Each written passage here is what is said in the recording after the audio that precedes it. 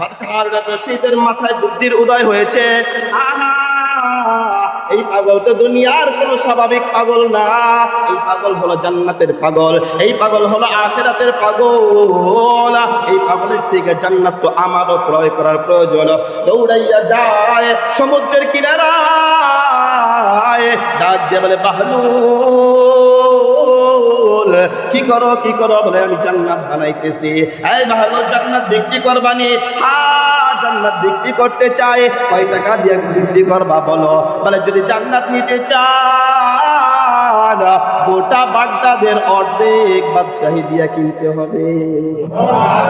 বাহলুল বাদশাহ হারুন রশিদ ডাক দিয়ে বলে আরে বাহলুল, গতকালকে জান্নাতের দাম ছিল 1 আনা, আজকে কেন গোটা বাগদাদের অর্ধেক দাম বানা দিলা?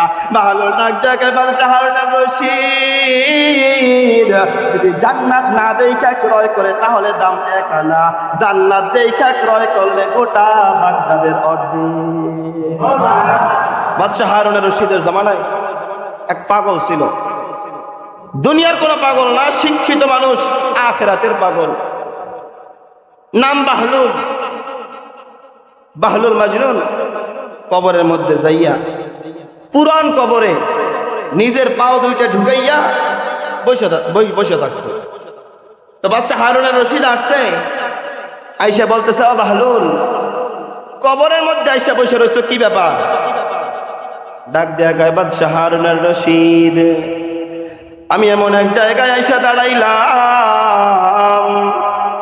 যেখানে আমি বৈশা আছি, এই নির্জন এলাকায় আমার কোনো শত্রু নাই, আমার গীবতকারী নাই, আমার শত্রুতা পোষণ করার মতো কোনো লোক আমার কাছে নাই।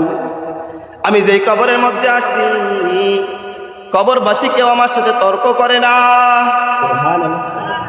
কবরবাসী কোনোদিন তর্ক করতে পারে? কবরবাসী আমার সাথে ঝগড়া করে না, গীবত করে না, পরনিন্দা করে না, শিকায়াত করে না। ও বাদশাহ হারুন রশিদ, আমি আমার এমন একটা জায়গায় আসছি, তারা আমার বন্ধু, আমি তাদের বন্ধু। বাদশাহ হারুন রশিদ কয় তো পাগল, এর মতো পাগল আর হয় না, চলে গেছে। দ্বিতীয় দিন স্ত্রীকে নিয়ে বের হইছে, দেখে বাদশাহ বাহলুল নদীর কিনারায় দাঁড়াইয়া দাঁড়াইয়া পা দিয়া খোসাইয়া খোসাইয়া বালি উঠায়। জিজ্ঞাসা করে ও বাহলুল, আজকে আবার নদীর পাশে কেন? ও বাদশাহ নামদার, জানেন তো পাগলের কোনো ঠিক নাই, আজকে এইখানে কালকে সেইখানে, এখন এই জায়গায় একটু পর অন্য জায়গায়। ও বাদশাহ, আমি আজকে নদীর কিনারায় বালি উঠাই। জিজ্ঞাসা করে বালি উঠাও কেন? বলে ও বাদশাহ, এই বালি দিয়ে আমি ঘর বানাবো। সুবহানাল্লাহ। আরে কিসের ঘর বানাইবা? ও বাদশাহ দেখেন নাই যে ছোট ছোট বালি দিয়া ঘর বানায় রাখছি, এগুলা কিসের ঘর? ও বাদশাহ নামদার, এগুলা কোন দুনিয়ার ঘর না, এগুলা হলো আখিরাতের জান্নাত। বাদশাহ বলতেছে কি রে, কেমন পাগলের পাল্লায় পড়লাম, বানাইতেছে বালু দিয়া ঘর, বলতেছে জান্নাত বানাই। বলে এই জান্নাত বানাইয়া কি করবা? ও বাদশাহ নামদার, এই জান্নাত গুলো আমি বিক্রি করতে চাই। কত টাকা দিয়ে বিক্রি করবা? বলে একটা জান্নাতের দাম 1 আনা। কয় আনা? জোরে কয় না। ও বাদশাহ নামদার, একটা জান্নাতের দাম 1 আনা, যদি আপনি চান ক্রয় করতে পারেন। বাদশাহ নামদার বলে না, আমি আর তো জান্নাত ক্রয় করার দরকার নাই, তুমি পাগল, পাগলের জান্নাত আমি বাদশাহ হারুন রশিদ কিনবো না। জুবাইদা তার স্ত্রী ডাক দিয়া বলে ও বাদশাহ হারুন রশিদ, আমি আমার জান্নাত ক্রয় করতে চাই, এই 1 আনা তার কাছে দাও, আমি জান্নাতটা বুকিং দিয়ে রাখি। জান্নাত বুকিং দিতে গেছে, দিয়া চলে গেছে। রাত্রবেলা রাজপ্রাসাদে বাদশাহ হারুন রশিদ ঘুমায়, স্বপ্ন দেখে কিয়ামত কায়েম হয়ে গেছে।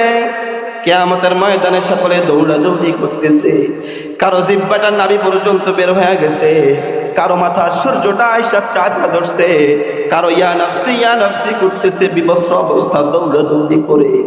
বাদশাহ হারুন রশিদ দৌড়াইতে দৌড়াইতে এমন একটা জায়গায় গিয়া দাঁড়ায়, এই জায়গায় একটা বিল্ডিং দেখা যায় মণিমুক্তা খচিত, এমন সুন্দর প্রাসাদ, এই বাদশাহ হারুন রশিদ ওই জান্নাতের মধ্যে প্রবেশ করতে চায়। জান্নাতের দারোয়ান বলে, না হারুন রশিদ না, এই ঘরের মধ্যে তুমি ঢুকতে পারবা না, এই ঘর তোমার না। বলে এই ঘর কার? বলে জান্নাতের সামনে নাম লেখা আছে, গিয়া নাম দেখো। দরজার সামনে গিয়া নাম দেখে, দরজার সামনে নাম লেখা জুবাইদা। বাদশাহ হারুন রশিদ বলে, ও দারোয়ান শোনো, ওই জুবাইদা আমার স্ত্রী, জান্নাতে আমি যাইতে পারবো, আমি যাইতে চাই। ডাক দিয়ে বলে, না, তোমার স্ত্রী এখনো দুনিয়াতে মারা যায় নাই, তোমার স্ত্রী জান্নাতে সে যাবে, তুমি যাইতে পারবা না। ঘুম ভেঙে গেল, কি দেখলাম, কি দেখলাম, কি দেখলাম? দেখতেছে স্ত্রী পাশে তাহাজ্জুদ নামাজের মধ্যে লিপ্ত আছে। নামাজ শেষ করার পর ডাক দিয়ে বলে, ও প্রাণের স্ত্রী আমার, তোমার এমন কি নেক আমল আছে? নেক আমলের কারণে আল্লাহ তোমার জন্য জান্নাত বরাদ্দ করে রাখছে, জান্নাত দেখে আসছে। জুবাইদা বলে, না স্বামী আমার, এরকম জান্নাত পাওয়ার মতো কোনো আমল আমার নাই। আমি কি আমলের বিনিময়ে জান্নাত পাইছি আমি জানি না, এমন তো হইতে পারে না।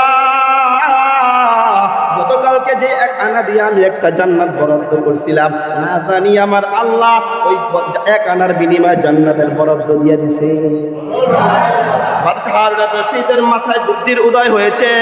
আহা, এই পাগল তো দুনিয়ার কোন স্বাভাবিক পাগল না, এই পাগল হলো জান্নাতের পাগল, এই পাগল হলো আখিরাতের পাগল। এই পাগলের থেকে জান্নাত তো আমারও ক্রয় করার প্রয়োজন। দৌড়াইয়া যায় সমুদ্রের কিনারায়, ডাক দিয়ে বলে, বাহলুল কি করো, কি করো? বলে, আমি জান্নাত বানাইতেছি। এই বাহলুল, জান্নাত বিক্রি করবানি? হ্যাঁ, জান্নাত বিক্রি করতে চাই। কয় টাকা দিয়ে বিক্রি করবা বলো? বলে, যদি জান্নাত নিতে চান গোটা বাগদাদের অর্ধেক বাদশাহী দিয়া কিনতে হবে। বাহলুল বাদশাহ হারুন রশিদ ডাক দিয়ে বলে, আরে বাহলুল, গতকালকে জান্নাতের দাম ছিল 1 আনা, আজকে কেন গোটা বাগদাদের অর্ধেক দাম বানা দিনা? বাহলুল ডাক দিয়ে বাদশাহ হারুন রশিদ, যদি জান্নাত না দেখা ক্রয় করে তাহলে দাম 1 আনা, জান্নাত দেখা ক্রয় করলে গোটা বাগদাদের অর্ধেক।